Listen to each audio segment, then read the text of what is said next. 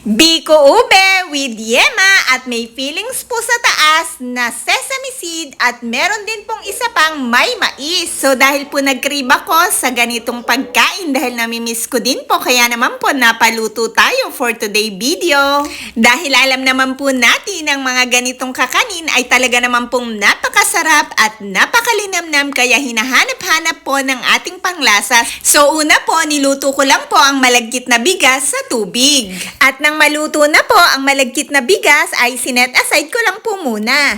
Sa kawali po ay naglagay lang po ako ng isang can ng coconut at nag-add po ako ng 1 cup ng brown sugar. And nag-add na rin po ako dito ng food color. Pero dahil po nakukulangan ako, nag-add pa po ulit ako dito ng food color. Depende po sa inyo. At para lalo pong sumarap, nag-add din po ako dito ng corn at hinalo para po magpantay ang pagkakaluto dito. Hinayaan ko lang po itong maluto ng mga ilang minuto. Then, ina-add ko na po yung malagkit na bigas na niluto ko kanina sa water. Continue lang po ang halo para magpantay po ang kulay ng mga ito.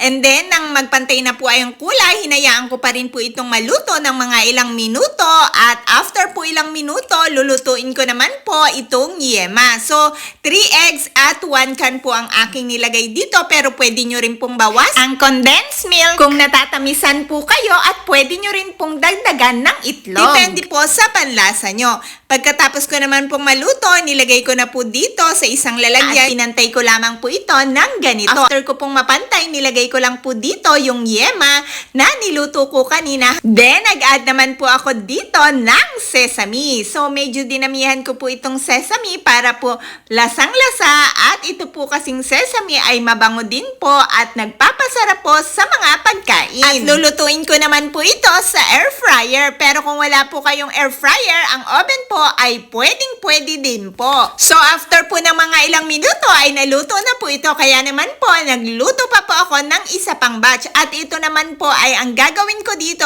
imbis na po sesame seed ang nasa taas after ng yema na nilagay ko dito, ang nilagay ko naman po dito ay mais din po. So, lulutuin ko din po ito sa air fryer at after ilang minuto po ay eto na po ang napakasarap at napakalinamnam na biko ube with yema na may sesame at yung isa naman po ay may corn sa ibabaw.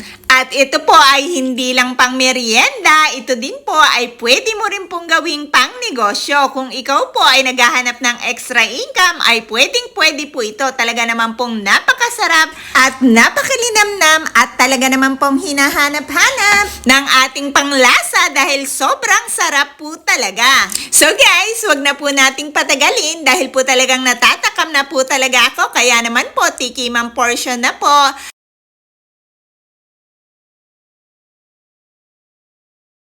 Sobrang sarap po guys, hindi po masyadong matamis yung biko ube dahil 1 cup lang po ng sugar ang aking nilagay dito. Pero yung yema po guys, siguro po dapat nag-add pa ako ng itlog o kaya naman po ay nagbawas ako ng condensed milk para po kasi sa akin ay natatamisan ako. Pero para po sa ibang nakatingin, ang sabi po nila ay masarap naman po at hindi naman po matamis. Siguro po may kanya-kanya lang po tayong panlasa.